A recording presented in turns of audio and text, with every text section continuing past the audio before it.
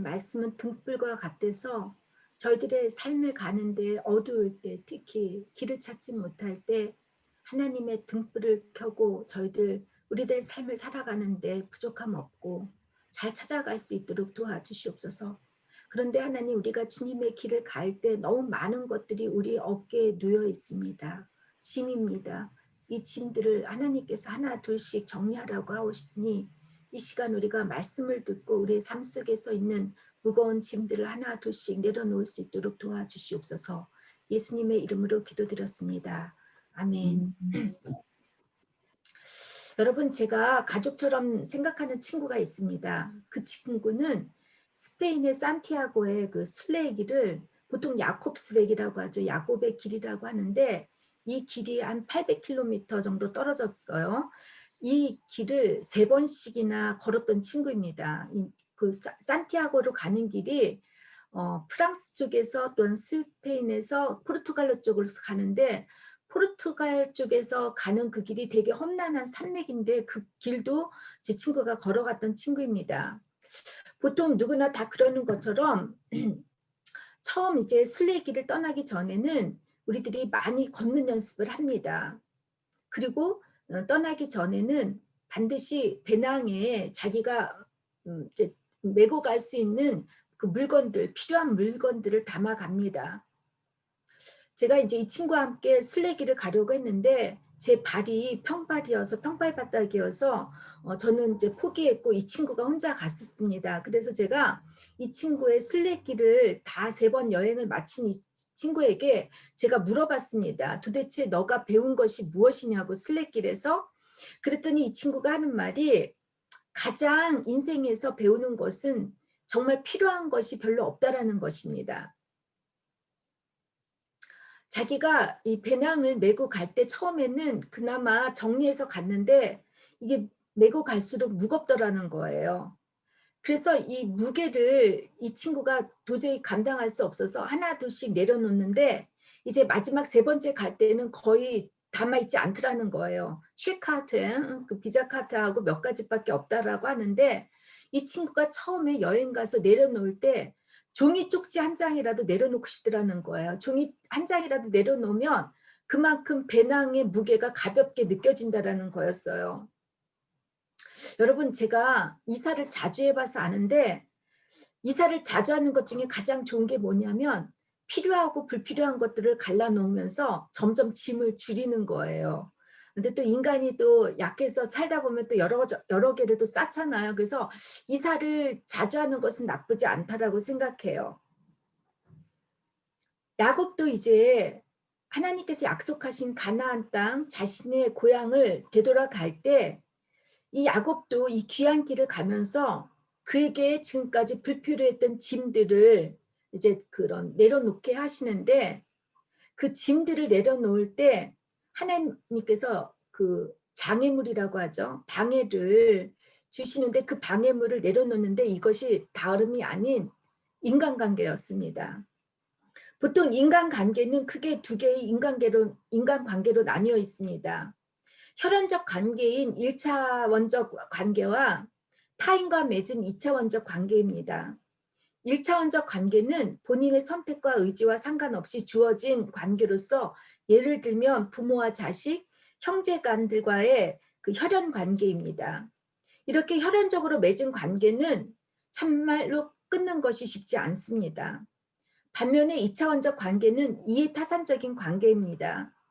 본인의 관심과 매력, 이익의 타당함의 가치와 공유가 맞지 않을 때는 언제든지 관계를 끊는 것입니다.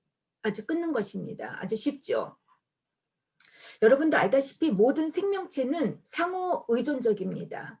우리 인간은 그중에서도 가장 상호 의존적 관계가 필요한 존재이기에 인간관계가 참 많이 중요합니다.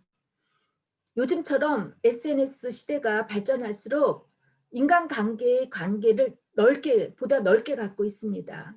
카톡도 그렇고 페북도 인스타그램도 이런 소셜 네트워크를 통해서 열심히 인맥 관리를 합니다.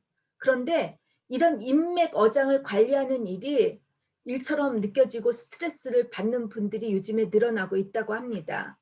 그래서 이런 인맥 다이어트를 하시는 분들이 이제 좀 저희 주변에서도 점점 일어나고 있는데, 여러분, 우리가 시간적으로 물질적으로 투자할 만한 가치가 있는 사람인지 아닌지를 생각하면서 인맥 관계를 할 때, 인맥 다이어트를 할 때 제일 앞에 두는 게 이익이 되는지 아닌지를 따지고서는 인간관계를 정리하죠. 그러나 반면 인간관계를 정리하지 못해서 일본에는 와카세사 세아라는 것, 그러니까 갈라지게 해주는 업소가 있대요. 하도 인간관계를 끊지 못하니까 돈만 주면 배우자, 애인, 친구, 가족관계를 정리해주는 단체라고 합니다. 업소라고 합니다. 오늘 본문 내용을 보면 20년이 넘도록 고향을 떠나 낯선 이방인의 땅 바단 아람에서 살면서 야곱이 그동안 하나님의 도우심으로 커다란 부자가 되었고 자녀들의 이제 축복을 받았습니다. 그러나 야곱을 시기한 라반과 그의 아들들의 모함을 더 이상 견딜 수가 없었고, 그것이 하나의 사인이 되어서 이제 야곱은 다시 고향으로 떠나려고 이제 마음을 먹습니다. 고향으로 돌아가라고 하시는 말씀에 순종한 야곱은 막상 고향을 향하여 길을 떠나려고 하자마자 이제 커다란 장애물, 그러니까 방해 세력을 만나게 됩니다. 바로 누구였죠? 라반이었습니다. 제가 늘 말씀드리는 것처럼 우리를 가장 힘들게 하는 사람들은 다름이 아닌 가족 관계의 사람이라고 했듯이, 라반도 1차원적 관계인 혈연 관계였던 사람이었습니다. 왜 하나님께서는 이런 장애물을 통하여 야곱의 귀한 길을 시험하고 있는 것일까 한번 여러분들 물어보십시오. 그것은 야곱이 자신의 고향인 가나안 땅 브엘세바를 떠나서 이방 땅 바단 아람에서 4명의 여자와 12명의 자식들을 낳을 때까지 20년 동안 라반으로부터 종살이를 해야 했습니다. 언약의 백성이 조상이 되어야 하고 믿음의 아버지가 되어야 할 야곱이 여전히 이방 땅의 풍속과 생활 방식에서 벗어나지 못하고 죄의 종으로서 죄와 적당히 타협하면서 사는 삶을 완전히 버리지 못하고 있었습니다. 여전히 그는 세상적인 육신적인 것에 머물러서 그의 인생의 최우선 순위가 사랑하는 라헬이었습니다. 여러분, 그 실험 다 아시죠? 1971년에 있었던 스탠포드 감옥 실험, 여러분들 제가 한번 설교에서 얘기했는데, 이 감옥 실험에서 보는 것처럼 인간은 한순간에 권력에 복종하는 게 가능합니다.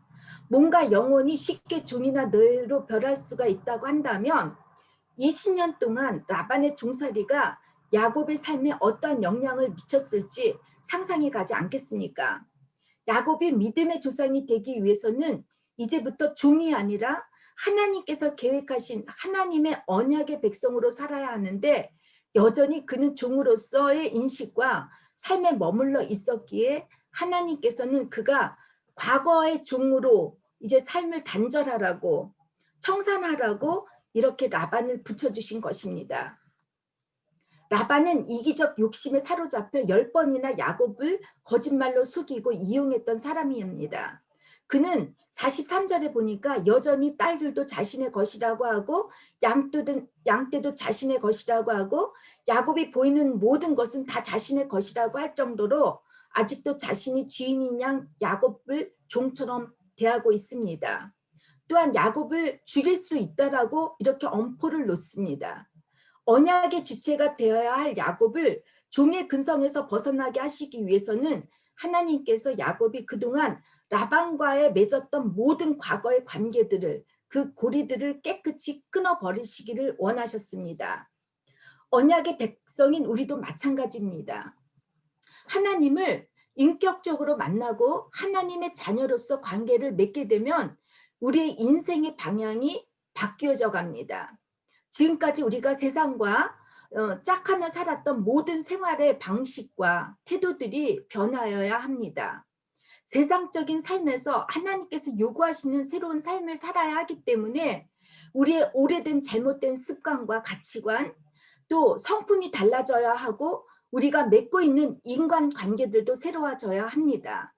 하나님 중심으로 살아야 가기 위해서는 제일 먼저 우리가 받는 그 훈련은 인간관계이고 인간관계의 다이어트가 필요합니다. 왜냐하면 관계의 대상이 우리가 하나님으로 바뀌었기 때문입니다.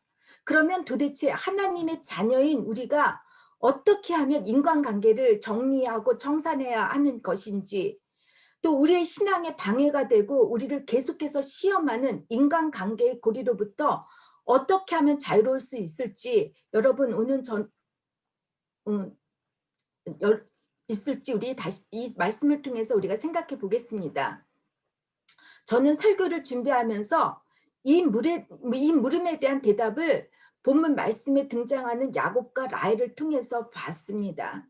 이 시간 우리들 중에 아직까지 내가 끊지 못하고 여전히 얽매여 있는 인간관계는 무엇인지, 무슨 장애물이 있는 것인지, 어떻게 하면 잘 정리할 수 있을지 주님의 말씀을 이 시간 들으시고 얽히고 설킨 인간관계의 복잡함들로부터 깨끗이 정리 청산되기를 주님의 이름으로 축원합니다. 하나님께서 요구하시는 인간관계의 청산의 첫 번째 단계는 도피나 피함이 아니라 부딪힘입니다. 라반은 야곱의 외삼촌이기도 하지만 자기 두 아내의 아버지, 그러니까 장인이기도 합니다. 라반과의 관계를 칼로 무를 자르듯이 깨끗이 정리하고 청산하는 게 참으로 쉽지 않습니다. 그것도 혈연으로 맺어진 관계는 더욱더 그렇습니다. 20절을 보니까 야곱은 라반이 양털을 깎으러 나간 틈을 타서 라반에게 알리지 않고 가만히 떠나고자 했다고 합니다. 그는 라반과의 관계를 깨끗이 정리하지 못하고 대충 피하려고 했습니다. 야곱이 라반으로부터 도망했던 이유가 37절에 나옵니다. 라반의 딸들을 빼앗길까 봐 두려워서였다고 합니다. 야곱은 라반이 두려웠기 때문에 당당하지 못했습니다. 문제에 부딪혀 해결하지 않고 문제로부터 도피하려고만 했습니다. 야곱은 도피 도망의 삶에 익숙한 사람이었습니다. 형 에서를 속이고 에서에게 용서를 구하지 못하고 결국은 에서의 분노가 두려워서 도망을 갔던 야곱이었기에 문제에 부딪힘보다는 피하는 것이 익숙해져 있었던 사람입니다. 그러나 하나님은 그가 이제부터 도망자의 삶을 살기를 원하지 않으셨습니다. 22절에서 24절을 보니까 라반은 야곱이 모든 소유를 이끌고 도망한 지 3일 만에 야곱이 없어진 줄 알았다고 했습니다. 하나님께서는 라반으로 하여금 야곱의 그 뒤를 뒤쫓게 하셨습니다. 라반과 그의 일행이 야곱을 뒤쫓은 지 7일 만에 야곱과 그의 가족이 있는 길르앗산에 도착했다고 합니다. 라반이 살고 있는 그 밧단 아람에서 길르앗 산지까지는 보통 480km 정도 떨어져 있다고 합니다. 야곱은 어린 아이들과 4명의 여자들을 끌고 10일 만에 이 480km나 떨어진 길르앗산에 이르렀지만 그것을 계산했다 보면은 하루에 48km를 달렸다는 것입니다. 이는 야곱이 얼마나 라반을 두려워했는지 알 수가 있습니다. 야곱은 라반에게 잡히면 죽는 줄 알고 도망을 했던 것입니다. 그러나 라반과 그의 일행은 야곱을 만나려고 이제 480km의 길을 7일 만에 달렸다고 하면 하루에 보통 70km를 달렸다는 것이니 라반은 어떤 마음이겠습니까? 어떻게 하면 야곱을 복수하고 싶은 마음이었겠지요. 자기의 힘과 노력으로 축복을 받으려다 사고를 치고 도망한 야곱에게 고향으로 돌아갈 때는 분명히 하나님께서 떠나라고 말씀을 주셨지만 야곱에게는 라반이 여전히 두려운 존재였습니다. 야곱에게 라반의 존재가 그리 중요한 것이 아니라고 알려주시기 위해 하나님께서는 추적하고 있는 라반에게 24절 꿈에 나타나셔서 야곱에게 선악간을 따져서 야곱에게 해를 가하지 못하도록 막아주셨습니다. 하나님께서는 약속의 땅으로 돌아오는 야곱이 도망자로서가 아니라 하나님의 자녀로서 떳떳하고 당당하게 돌아올 수 있도록 인도해 주신 것입니다. 여러분, 인간관계에서 특히 가족 성원 간의 갈등이나 문제들은 어느 누구에게나 있습니다. 인간관계의 갈등을 떠올리면 항상 여러분들은 불협화음, 대치, 분노, 긴장, 고통, 파괴, 싸움 등 대부분 이런 부정적인 감정이나 단어들이 떠오를 것입니다. 우리는 대부분 갈등을 부정적으로 생각하고 갈등이 없는 상태를 바람직하다고 생각하고 있어서 가급적 부딪히지 않고 피하려고 하는 분들이 계십니다. 인간관계에 있어서 갈등은 피해서 해결될 수 있는 것이 아니기 때문에 어떻게 하면 갈등을 피하거나 없앨까 고민할 것이 아니라 어떻게 하면 인간관계의 문제들을 효과적으로 처리해야 하는가에 대해서 여러분들은 고민해야 합니다. 갈등을 피하려다 보면 상대방에게 갈등의 문제들을 알리지 않기 때문에 인간관계는 더욱더 계속 꼬일 수밖에 없습니다. 설사 인간관계의 문제나 갈등을 도망치듯 피해서 살 수 있다고 하시는 분들이 계시겠지만 갈등을 대하는 나의 패턴이 변하지 않는 한 새롭게 만나는 그 사람들과도 과거에 겪었던 똑같은 패턴의 유사한 갈등을 반복하게 됩니다. 그래서 하나님께서는 관계를 피하여 도망치지 않게 하시려고 라반을 만나게 하셨고 야곱이 그동안 말하고 싶었지만 말하지 못했던 것, 억울한 심정들을 라반에게 토로할 수 있는 기회를 주셨습니다. 첫 번째, 인간관계를 청산을 위해 부딪히시게 하셨다면 두 번째 단계는 과거와의 대면을 통해 감정적인 상처를 정리하게 하십니다. 38절에서 47절을 보니까 야곱은 그동안 라반과 살면서 라반에게 받았던 부당함과 속상함을 진솔하게 설명을 하고 하나님의 인도하심과 역사함을 간증합니다. 지난 20년 동안 라반을 위해서 열심히 일했지만 라반은 자신을 속이고 품삯을 제대로 주지 않았다는 점과 그런 라반임에도 불구하고 한 번도 그의 소유를 탐내거나 도둑질하지 않았고 도리어 라반의 양들이 없어질 때 자신의 양으로 보충했던 야곱의 결백함을 또 주장하게 하십니다. 계속해서 야곱은 낮에는 더위와 밤에는 추위를 무릅쓰면서까지 정말 최선을 다해서 눈 붙일 겨를도 없이 라반을 위해서 열심히 일했던, 그러나 그거에 대한 보상을 받지 못했던 야곱의 아픔과 상처, 감정 상함을 토로하게 하십니다. 마지막으로 라반에게 자신의 믿음을 이제 간증케 합니다. 라반이 수단과 방법을 가리지 않고 야곱을 이용하고 있는 동안에도 하나님께서는 야곱의 고난과 수고를 보시고 빈손으로 라반으로부터 떠나지 않게 하셨다며 이제 하나님을 증거하고 찬양케 합니다.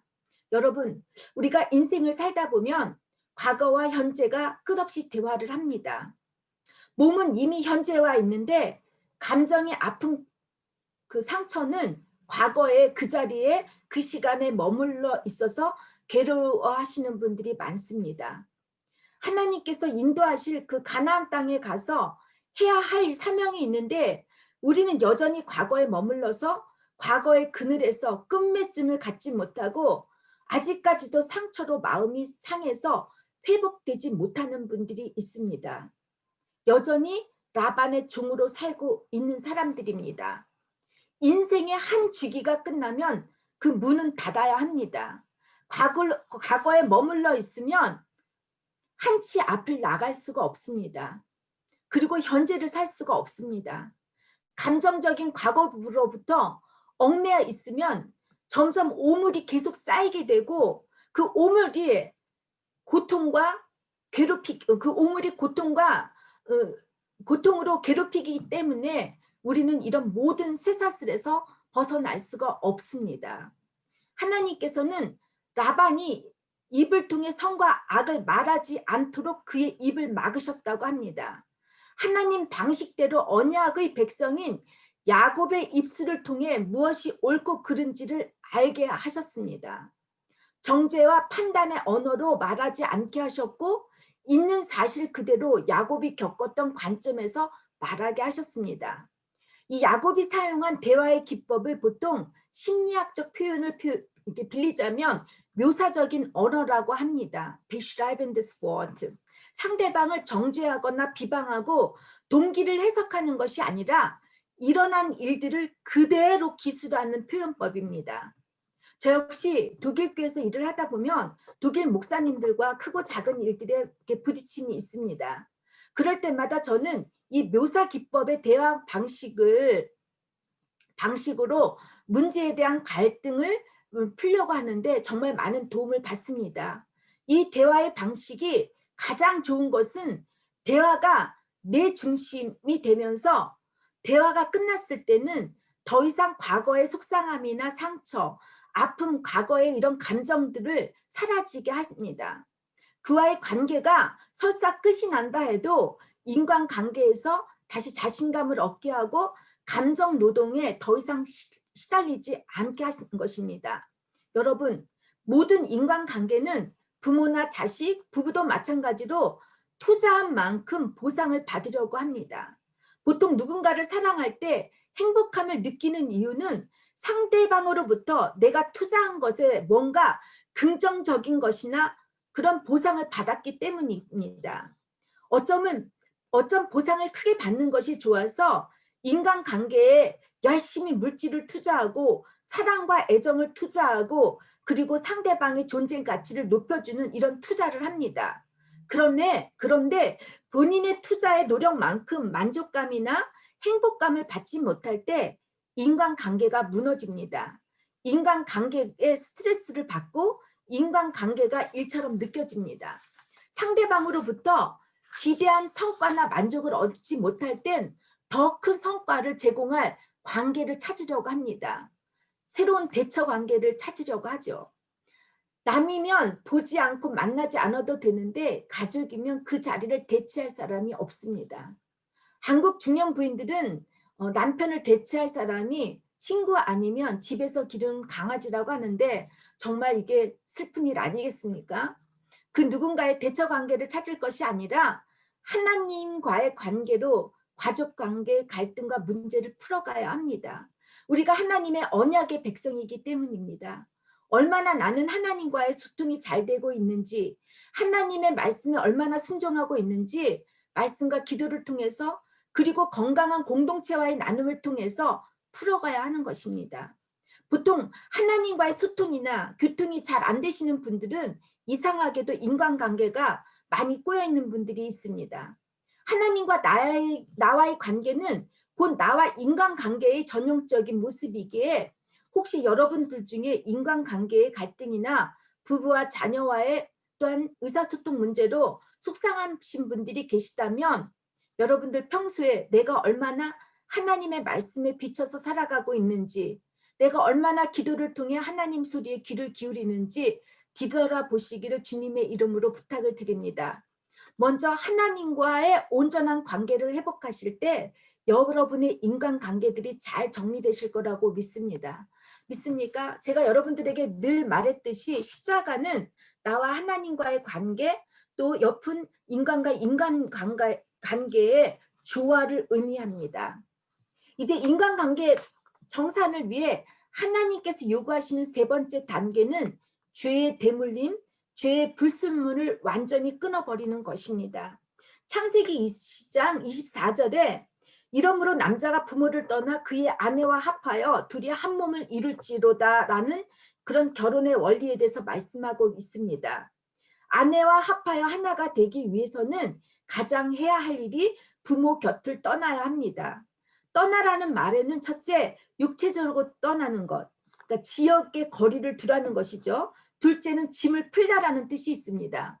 부모를 떠남으로써 그동안 부모에게 부담을 주었던 모든 짐, 물질적, 정신적, 감정적인 짐들을 덜어주는 것이고 마지막 셋째는 버리다라는 뜻입니다. 새로운 배우자와의 관계를 수용하기 위해서는 지금까지 맺었던 관계를 정리하라는 것입니다.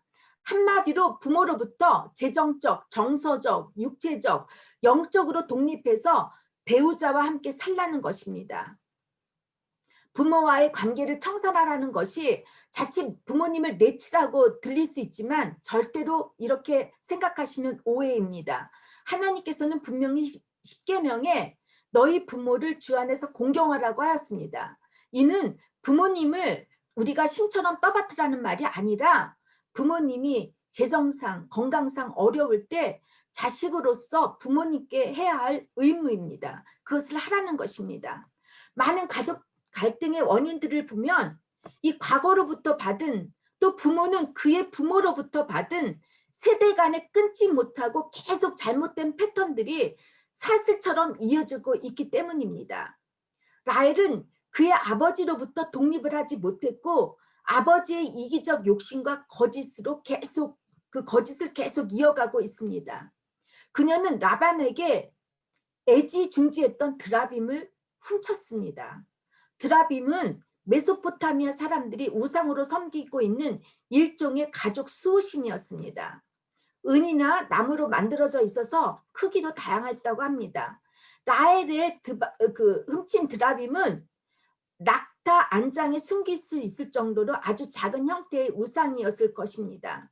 당시 풍습에 드라빔을 소유하고 있다는 것은 그가 가뭄에 적법한 수장의 권리를 가진 자임을 확증해 주는 것이라고 합니다. 즉 드라빔은 단지 우상의 상징물 뿐만이 아니라 그 집의 소유자이고 상속자임을 증명하는 권리 증서와 같다고 하는 것입니다. 이렇게 중요한 수호신을 라반이 도둑 맞았기 때문에 더 야곱을 추적하고 따라왔을 것입니다. 라헬은 아버지가 섬겼던 우상을 끊지 못하고 아버지의 물질적 욕심과 집착, 죄의 물림을 그것도 도둑질해서 가지고 갔습니다. 거기다 남편과 아버지에게도 깐족같이 거짓말을 합니다. 전형적인 아버지 라반의 모습이 아닙니까? 하나님께서는 죄물림이 반복되지 않기 위해서 라헬은 귀향의 길을 끝까지 동참하지 못하죠. 야곱의 마지막 아들, 12번째 아들 베냐민을 낳고 그는 길가에서 죽고 맙니다. 야곱이 그렇게 사랑한 여인이었고 아내였지만 라헬은 막벨라 굴에 함께 묻히지 못하고 귀향길에서 도상에서 묻히고 맙니다. 야고보서 기자는 욕심이 잉태한 즉 죄를 낳고 죄가 장성한 즉 사망을 낳느니라고 하셨습니다. 모든 죄의 원인은 욕심에서 비롯됩니다. 아담과 하와가 죄를 지은 것도 하나님처럼 되고자 했던 욕심 때문이 아닙니까? 이들의 죄물림이 끊지 못하기 때문에 예수님께서 이 땅에 오셨고 이 죄로부터 우리를 해방해 주셨는데 우리는 여전히 욕심을 내지 못하고 물질의 드라빔을 끊지 못하고 있습니다. 교회도 마찬가지입니다. 우리 기독교 신앙에도 하나님을 경배한다고 하면서 세속주의, 기복주의, 번영 신학들이 그 드라빔을 교회들이 여전히 갖고 있고 그것이 없어지지 않으려고 거짓말로 우리가 이렇게 하는 것을 보면 참으로 참 슬프고 안타까운 심정입니다. 그런데 이런 드라빔을 우리들은 하나님의 축복이라고 이렇게 바꾸려고 하는 그런 거짓을 많은 사람들이 일삼고 있습니다. 여러분들이 갖고 있는 드라빔은 어떤 것인지 한번 생각해 보시기 바랍니다. 저는 가끔 이렇게 인터넷에서 이렇게 소식들을 들어보면은 믿는 사람들 중에서 3분의 2가 점집을 갔대요. 무당이나 이런 데 가서 점을 이렇게 치겠다라고 하는데 정말 이게 슬픈 일 아니겠습니까?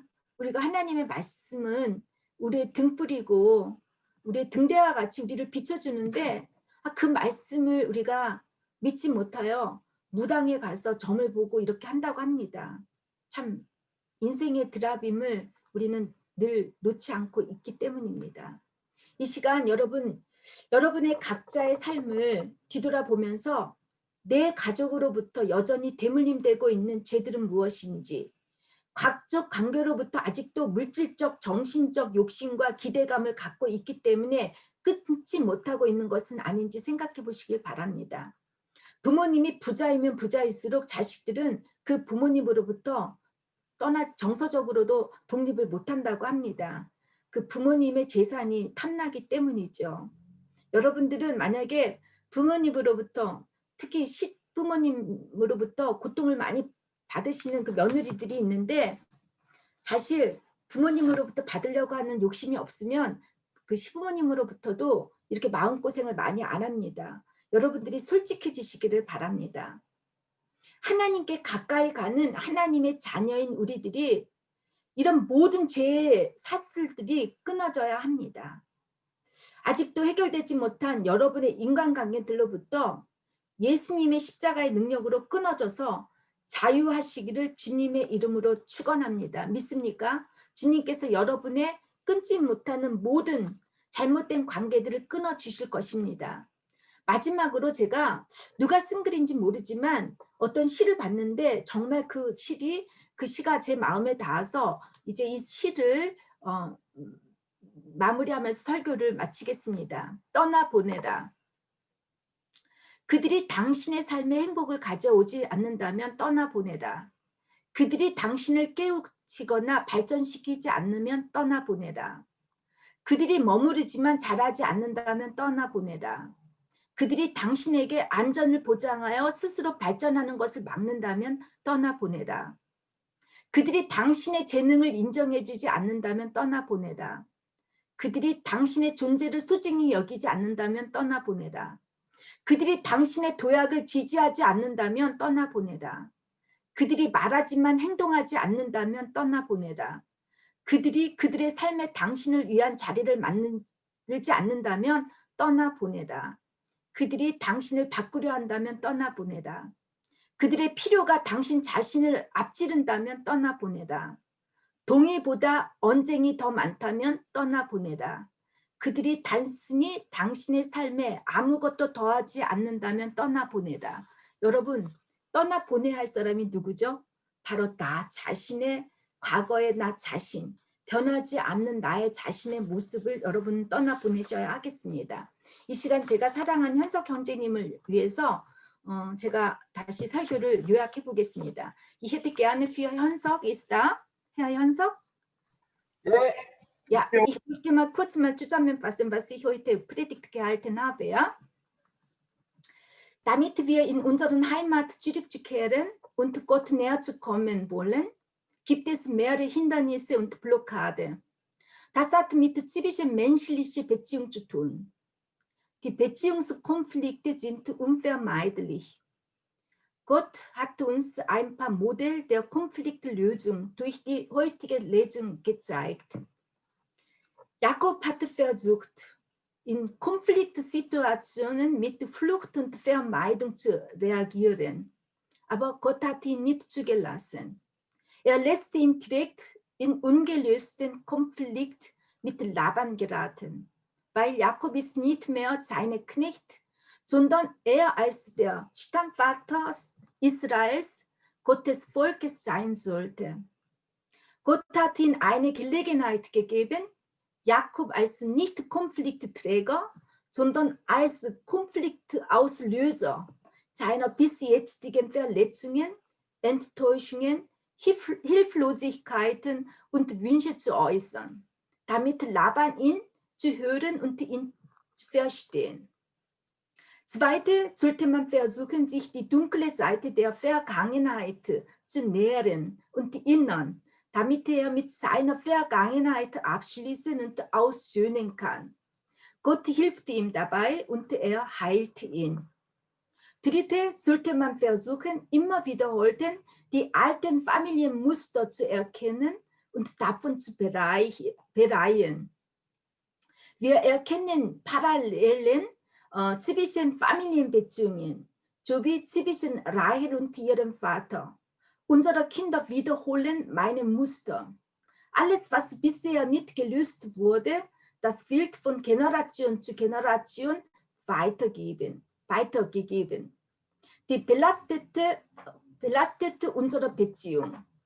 Gott will uns aus unserem alten, schmerzhaften Familienmuster erlösen. Dafür sollen wir jeden Tag das Wort Gottes hören und mit Gebet bewahren. 아멘. 다 같이 기도하시겠습니다.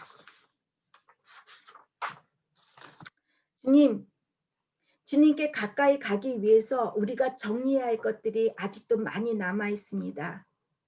가장 내려놓지 못하는 인간관계, 오늘 말씀을 통해 어떻게 청산하고 정리해야 하는 것임을 가르쳐 주셨습니다.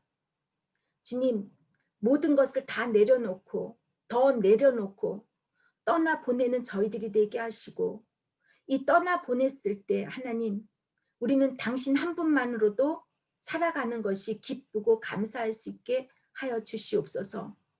우리가 우리의 노력으로 되어지는 것은 아무것도 없습니다. 모든 것이 주님의 말씀에 순종할 때, 주님이 원하시는 삶을 살아갈 때, 주님의 모습을 닮아갈 때 우리의 모든 것이 되어진다고 하셨습니다. 주님, 성령님께서 저희들에게 늘 이 말씀 잊지 않도록 동기를 부여해 주시고, 말씀으로 갖고 이 삶에 적용할 수 있도록 저희들에게 힘과 용기를 허락하여 주시옵소서. 예수님의 이름으로 기도드렸습니다. 아멘.